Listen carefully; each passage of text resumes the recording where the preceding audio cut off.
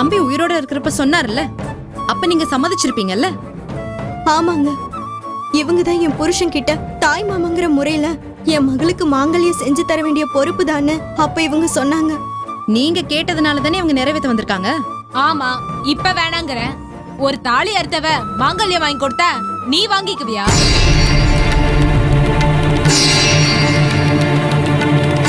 இந்த உலகத்துல அன்பு பாசத்தை விட சாஸ்திரம் சம்பிரதாயம் எல்லாம் உயர்ந்தது இல்லைங்க. புருஷனோட ஆசையை நிறைவேற்றணுங்கிற ஏக்கத்தோட பாசத்தை சுமந்துகிட்டு வந்தவங்கள உங்க குருட்டு நம்பிக்கையால பொது இடத்துல வச்சு அவமானப்படுத்துறீங்களே, உங்களுக்கு எல்லாம் மனசாட்சியே இல்லையா? எல்லாரும் சொல்றதுதான் நானும் செய்யறேன். நீ வாய் மூடிட்டு போமா.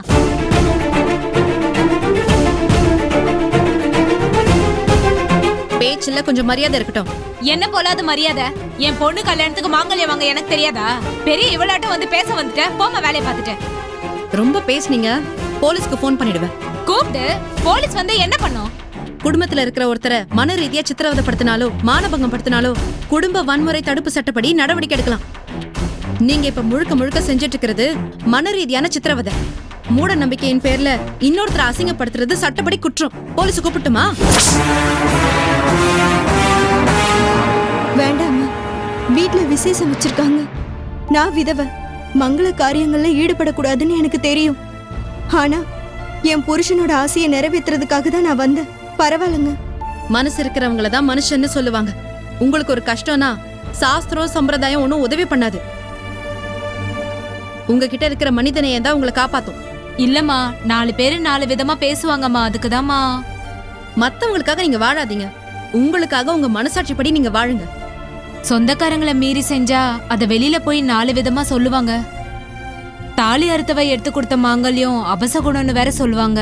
அதுக்குதாம்மா. அடுத்தவங்களை திருப்திப்படுத்துறதுக்காக நீங்க அவங்களை ஈஸியா காயப்படுத்திட்டீங்க. ஆனா அதை மறக்கிறதுக்கு அவங்களுக்கு எவ்வளவு நாள் ஆகும் தெரியுமா? நான் கூட அவங்க பொண்ணுக்கு தாலி பிரிச்சு கோக்குற சடங்குக்காக நகை வாங்க தான் வந்திருக்கேன். இவங்க 2 பேரும் புருஷனை இழந்தவங்க தான். அதுக்காக இவங்களை ஒதுக்கி வச்சுட்டு அந்த சடங்கு செய்ய முடியுமா? பவித்ராவும் ஒரு விதவைதாங்கிற விஷயம் பாவம் அவளுக்கு தெரியாதே. மன்னிச்சுக்கம்மா.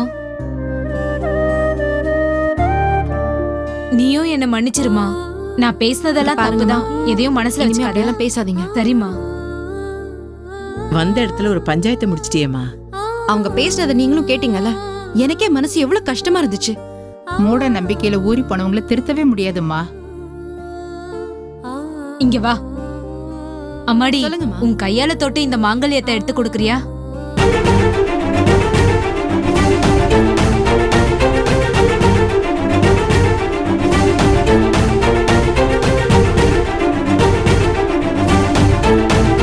பவித்ரா, வேண்டாமா. ஏமா, பொண்ணை பார்த்தா மகாலட்சுமி மாதிரி அம்சமா இருக்கு. ஏன் வேண்டான்னு தடுக்கிறீங்க? நீ தொட்டு கொடுமா.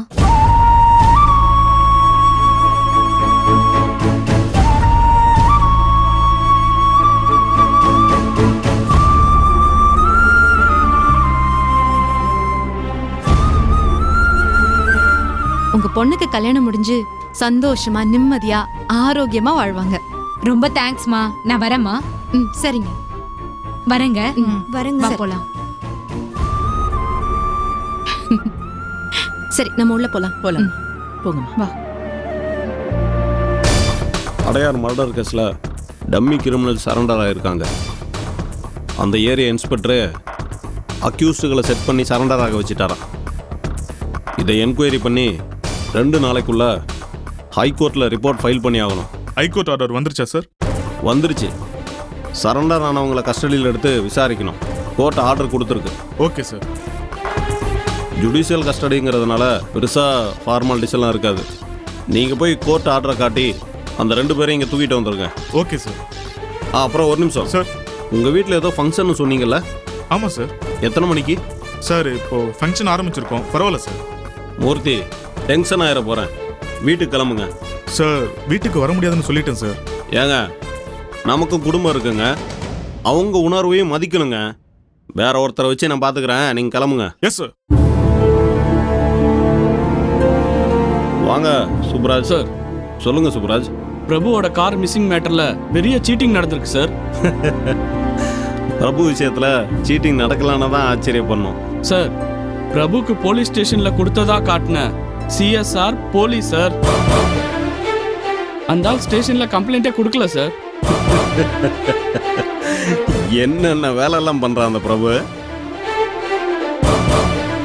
எதையுமே நேர்மையாக செய்கிற பழக்கமே இல்லை போல இருக்கு அவனுக்கு.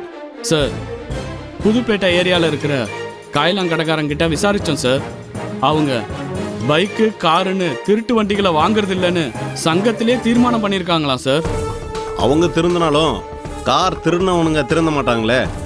சார், அந்த சைட்லேயும் கார் திருடினவங்க கிட்ட பிரபு கார் நம்பரை கொடுத்து விசாரித்தோம் சார். அந்த நம்பரில் எந்த காரையும் தூக்கலையாம் சார்.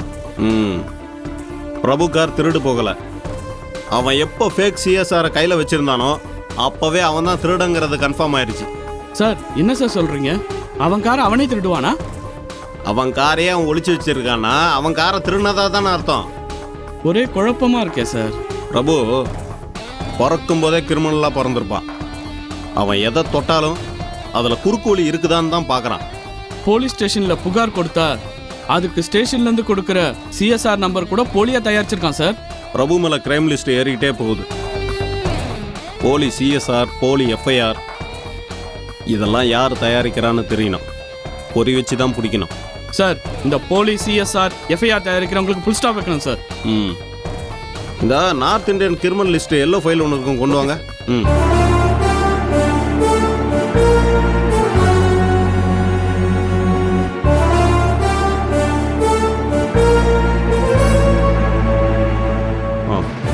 ஏங்க, நான் எல்லோ ஃபைல் தானே கேட்டேன். அந்த ஃபைல் டேமேஜ் ஆயிடுச்சு சார், அதனால தான் மாற்றணும். ஓ,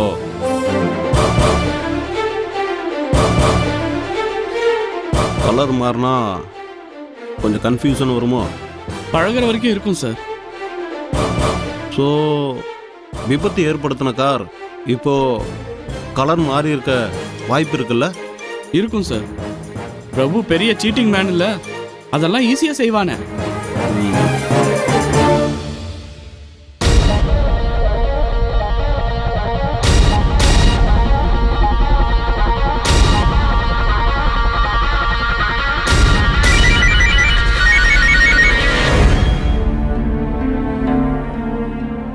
ஹலோ சார்.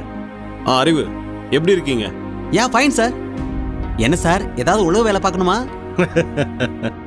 என்கிட்ட இருந்து ஃபோன் வந்தாலே அப்படிதான் நினைப்பீங்களா? சரி, ஃபேமிலி மேட்டர் தான் பேச போறீங்களா? இல்லை இல்லை இல்லை இல்லை இல்லை, உழவு வேலை தான். எனக்கு தெரியாதா சார் உங்களை பற்றி? சரி சொல்லுங்க. உங்கள் கம்பெனி, சாரி பிரபுவுடைய கம்பெனி வெஹிக்கிள்ஸை ரெகுலராக சர்வீஸ் பண்ணுற மெக்கானிக் ஷாப் இருக்குல்ல? ஆமாம். உங்களுக்கு அவங்க கூட நல்ல பழக்கம் தானே? அவங்க கொடுக்குற பில்ஸ் பேமெண்ட்ஸ் எல்லாத்துக்கும் நான் தான் சார் பேமெண்ட் பண்ணுறேன். ஓ, குட் குட். நீங்கள் எனக்கு ஒரு உதவி செய்யணும். சொல்லுங்கள் சார். தேவ ஆக்சிடென்ட் பண்ண பிரபுவுடைய காரை வேற பெயிண்ட் பண்ணி கலர் மாற்றிருக்கானு பார்த்து சொல்லணும். பார்த்துறேன் சார். விசாரிச்சுட்டு உங்களுக்கு இன்ஃபார்ம் பண்ணுறேன். ஓகே அறிவு, தேங்க்யூ.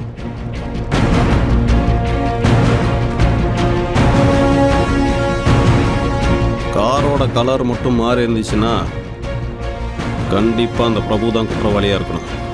இதை விடக்கூடாது.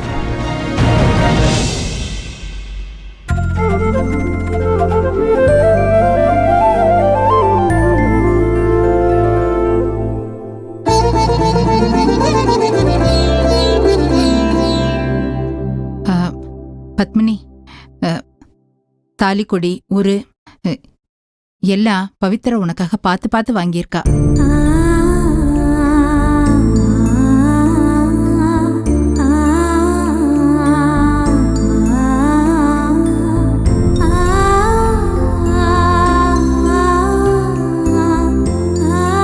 ஏன், என்னாச்சு பத்மினி? எனக்கு மனசுல ரெண்டு விதமான குழப்பம் இருந்துச்சு. ஒரு சந்தோஷமும் இருந்துச்சு. சந்தோஷத்தை முதல்ல சொல்லு. நீங்களும் அம்மாவும் ஒண்ணு சேர்ந்தது என் வாழ்க்கையில நான் எதிர்பார்க்காத சந்தோஷம். நான் வேண்டிக்கிட்ட கடவுள் என்னை கைவிடலம்மா. உண்மையிலேயே நான் இப்ப ரொம்ப சந்தோஷமா இருக்கேன். பத்மினி, ஏதோ குழப்பமா இருக்குன்னு சொன்னி, அது என்னம்மா? பவித்ராக்கா எனக்கு இந்த சடங்கு செய்யறதுல இஷ்டமே இல்லாம இருந்துச்சு.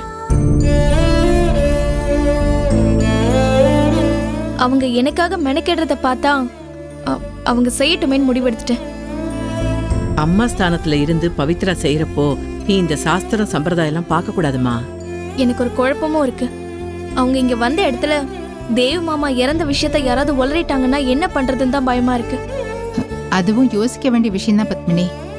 ஆனா நம்ம 2 பேர் குடும்பத்தை தவிர வேற யாரையும் கூப்பிட போறது இல்லையே.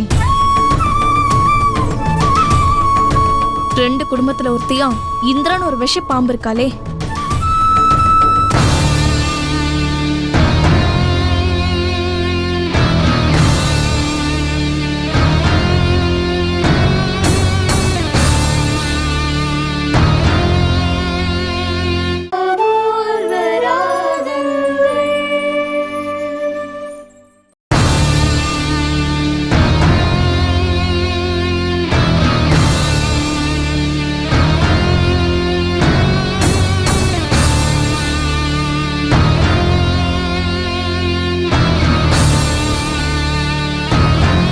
என்னம்மா யோசிக்கிற? இன்னும் குழப்பம் தீரலையா உனக்கு? அடடே, பர்ச்சேசிங்லாம் போயிட்டு வந்துட்டீங்க போல.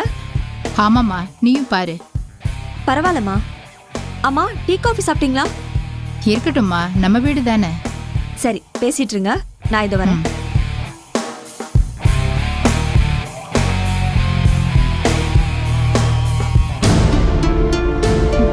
என்னம்மா, ஹால்ல பெரிய ரகசிய ஆலோசனை நடந்துட்டு இருக்கு, நீ போலையா? பத்மினி அவங்க அம்மா பாட்டியோட பேசிட்டு இருக்கா. ரகசியமா எதுக்கு பேசணும்? நீ கூட பேசிட்டு தானே வந்த. பவித்ரா, பத்மினியோட பாட்டி, பத்மினியோட அம்மா, இவங்க 3 பேருமே அமங்கலிங்க. இதுல புருஷன் செத்த விஷயமே தெரியாம பூவும் போட்டு வச்சுக்கிட்டு பவித்ரா அலமல் பண்ணிட்டு தெரியுறா. இவங்க செய்யற சடங்குல தாலியோட ஆயுசு இருக்குமானே தெரியல. ஏய், கொஞ்சம் வாயை மூடிட்டு. என் வாயை மூட சொல்றதே உனக்கு வேலையா போச்சு.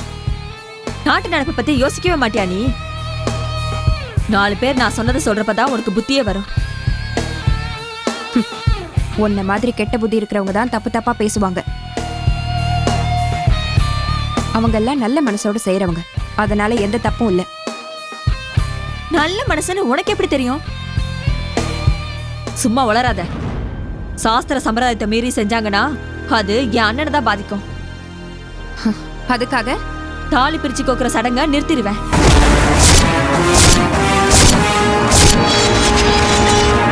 என்ன விளையாடுறீங்களா?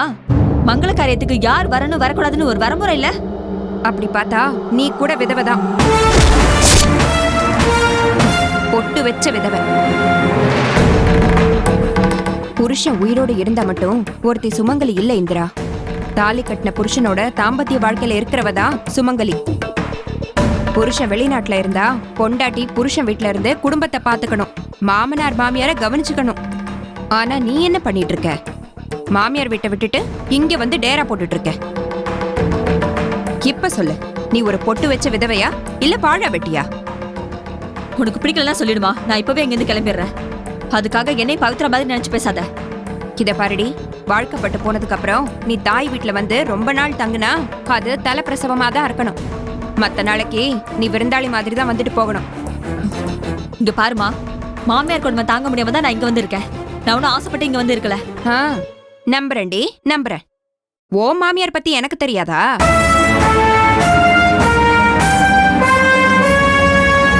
ஓ மாமியார் கூப்பிடுமா, நாங்க சொல்லிட்டு போறோம்.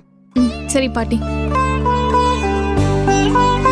பத்மினிக்கு நல்ல மாமியார் கிடைச்சது அவ செஞ்ச புண்ணியம்மா.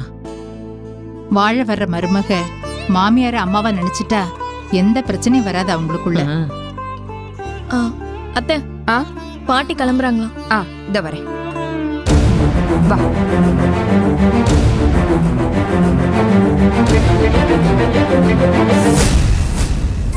என்னம்மா, கிளம்பிட்டீங்களா?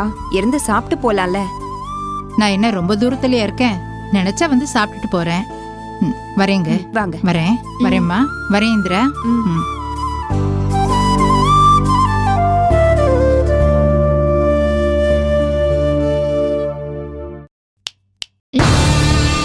வா.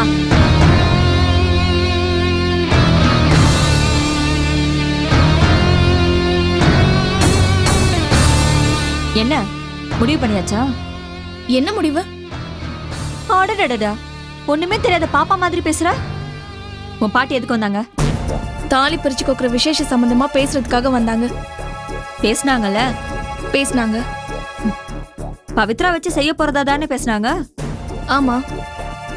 உட மூளை கட்ட முட்டாளே, இதைத்தானே நான் முதல் கேள்வியா கேட்டேன். அப்பவே பதில் சொல்லி தொலைக்க வேண்டியதானே.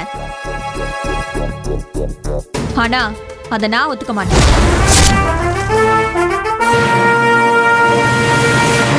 நியாயமா பார்த்தா பவித்ரா தாலியை தொடலாமா?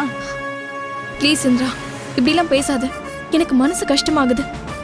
பின்னாடி எல்லாரும் மனசு கஷ்டப்படக்கூடாதுன்னு தான் நான் இதுக்கு போராடுறேன்.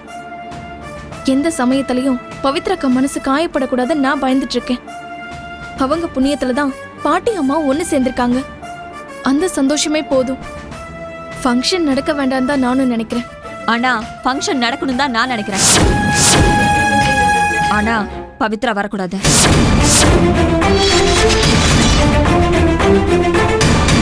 அவங்க வராம எப்படி? முன்னாடி நின்னு அவங்க தானே எல்லாத்தையும் செய்வாங்க. பின்னாடி நிக்க கூட தகுதி இல்லாத பவித்ரா தாலி தொடக்கூடாது.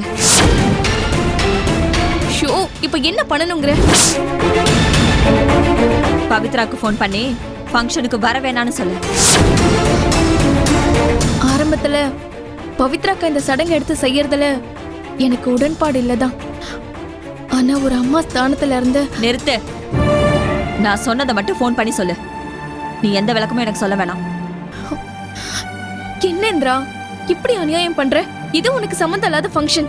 பவித்ராக்கா செஞ்சா ஏன் வாழ்க்கை தானே நாசமா போகும்? போகட்டும், அத பத்தி நீ ஏன் கவலைப்படுற? அவ தொட்ட தாலியால என் அண்ணனுக்கு பிரச்சனை வந்துடக்கூடாதுல்ல. அவர் உயிர் முக்கியம். உன் அண்ணன் மேல இப்பதான் உனக்கு பாசம் பொத்துக்கிட்டு வருது இல்ல? அனாவசியமா பேசாத. சொன்னதை மட்டும் செய். என்னால இப்ப பேச முடியாது. யோசிக்க டைம் வேணும். சரி, இதுக்கு மேல உங்ககிட்ட பேசி பிரயோஜனம் இல்ல. நான் சொல்றது தெளிவா கேட்டுக்க. பவித்ரா இந்த ஃபங்க்ஷனை நடத்தக்கூடாது. அதையும் மீறி நடத்தணும்னு வந்தானா பவித்ராவோட தாலி இறங்கின விஷயத்த சொல்லிடுவேன். தேவ் செத்து போயிட்டான்னு சத்தமா சொல்லிட்டு போயிட்டே இருப்பேன்.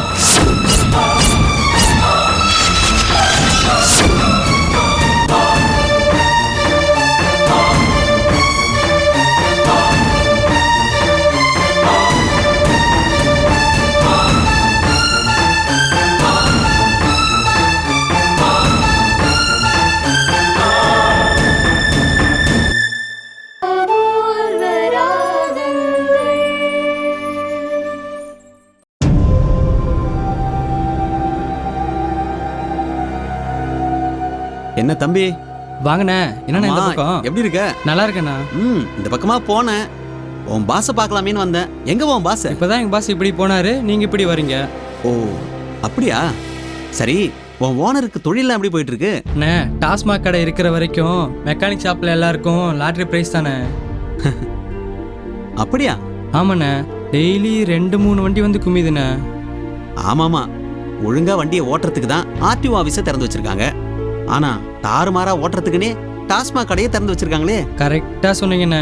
டாஸ்மார்க் இருக்கிற வரைக்கும் மெக்கானிக்கலுக்கும் ஆஸ்பத்திரி நடத்துறவங்களுக்கும் கவலையே இல்லை. சரி சரி, நான் ஒரு முக்கியமான வேலையை தான் வந்திருக்கேன். ஓனர் வந்துட்டுமேண்ணே?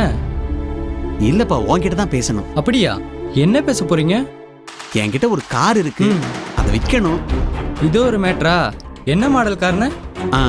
வண்டிக்கு ஆர்சி புக் இல்ல, ஆனா வண்டியை எப்படியாவது வித்துறணும். ஒரு ஐடியா சொல்ல. வண்டிக்கு ஆர்சி புக் ரெடி பண்றதெல்லாம் ஒரு மேட்டரே இல்லைண்ணே. என்ன வண்டின்னு மட்டும் அண்ணங்கிட்ட சொல்லுங்க, உடனே ரெடி பண்ணிடுவாரு. ஓ, வண்டி கொஞ்சம் டேமேஜ் ஆயிருக்குமே. அதை பத்திலாம் கவலைப்படாதீங்கண்ணே. காரை பக்காவா ரெடி பண்ணி நீங்க சொன்ன கலர் அடிச்சு ஆர்சி புக்கையும் ரெடி பண்ணி தந்துடுவாரு. அதுக்கு எவ்வளவு செலவாகும்? அதெல்லாம் எங்க ஓனர் டிபார்ட்மெண்ட்ண்ணே, நீங்க அவர்கிட்ட தான் கேட்கணும். ஓ, நம்பி கொடுக்கலாம்ல? என்ன நம்புங்கண்ணே, எவ்வளோ கம்மியா பண்ண முடியுமோ பண்ண சொல்றேன். ஆனா நம்மளை தனியா கவனிச்சிருங்கண்ணே. அது செய்யறேன்ப்பா. வண்டியும் கையோட வித்து கொடுத்துடணும். அண்ணே, வண்டி ரெடி பண்ணிட்டு ஆர்சி புக் ரெடி பண்ணிட்டா அடுத்த நாளே வண்டி வேற ஸ்டேட்ல ஓடிட்டு இருக்கோண்ணே. புரியலையப்பா. அண்ணே, இந்த மாதிரி டூப்ளிகேட் ஆர்சி புக்கில் ஓடுற வண்டியெல்லாம் நம்ம ஊர்களில் விற்கிறது இல்லை. வேற ஸ்டேட்டில் கொண்டு போய் எங்கள் ஓனர் வித்துருவாரு. ஓஹோ, அப்படியா? சூப்பர்ப்பா. இது வரைக்கும் 60 காருங்களை ஆந்திராவில் ஓட வச்சிருக்காரு. ஓஹோ, அவ்வளோ போலி ஆர்சி புக்காப்பா? ஆமாண்ணே, இன்னொரு ரகசியமும் சொல்கிறேன், கேட்டுக்கங்க. 3 வருஷமா எங்க ஓனரு தனியா ஒரு ஆர்டிஓ ஆபீஸே நடத்திட்டு இருக்காரு. ஓ அப்படியா? ஆமாண்ணே, கார் ஓட்ட தெரியாதவங்களுக்கு கூட எங்க அண்ணன் லைசென்ஸ் வாங்கி தருவாரு. சரி, என்கிட்ட சொன்ன மாதிரி வேற யார்கிட்டயும் சொல்லிடாத. அண்ணே நீங்க நம்ம ஆளுண்ணே. ஓ சரிப்பா, அப்புறம் வந்து உங்க ஓனரை சந்திக்கிறேன். நான் வரேன். அண்ணே நான் சொன்னதை வெளியே யார்ட்டையும் சொல்லிடாதீங்கண்ணே. சரிப்பா, நீ வேலை சரிண்ணே.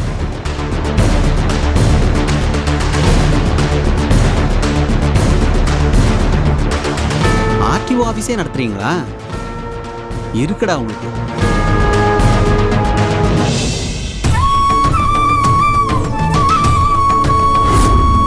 இன்னும் 2 நாள்ல நம்ம தாலி பிரிச்சு கோக்குற சடங்கு முடிச்சிடலாமா? அம்மா ஸ்தானத்துல இருந்து பவித்ரா செய்யறப்போ நீ இந்த சாஸ்திரம் சம்பிரதாயம் எல்லாம் பார்க்க கூடாதுமா.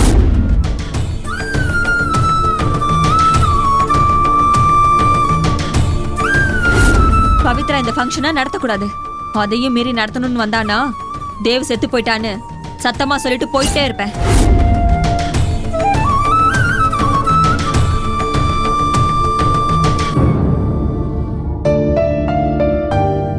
பத்மினி, எனக்கு பசிக்குது, வந்து சாப்பாடு போடு.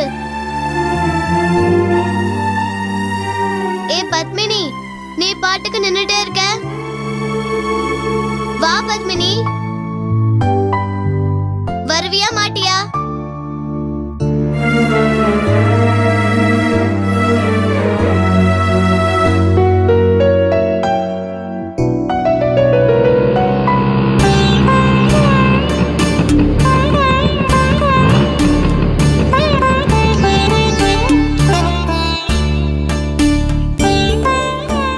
அம்மா எப்படிமா இருக்கு?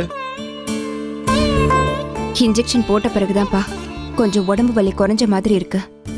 நல்லா ரெஸ்ட் எடுமா. வேலை எல்லாம் இந்திராவை செய்ய சொல்லு. எல்லா வேலையும் நீ எழுத்து போட்டு செய்யாத. யாரு அவ தானே? அப்படியே ஓடி வந்து செஞ்சிருவா. நீ வேற. சரி, யார் கார் இங்க நிறுத்திருக்காங்க? இதுவா நம்ம வீட்டுக்காரு நம்ம வீட்டுல நிக்குது. நம்ம வீட்டுக்காரா? என்னம்மா சொல்ற நீ? இந்திராவுக்காக அவ கம்பெனில இருந்து அவளுக்கு கார் கொடுத்திருக்காங்க. ஓ, சும்மாவே அவ சாமி ஆடுவா, இதுல உடுக்க வேற அடிக்கிறாங்களா? அவளை பிடிக்கவே முடியாதேம்மா. ரொம்ப தான் பேசுறாப்பா. எதுல போய் முடிய போதோ தெரியல. அப்பா உடம்பு வலிக்குது, நான் போய் படுக்கிறேன். எனக்கு ஒரு மாதிரியா இருக்கு. சரிம்மா, நீ போமா.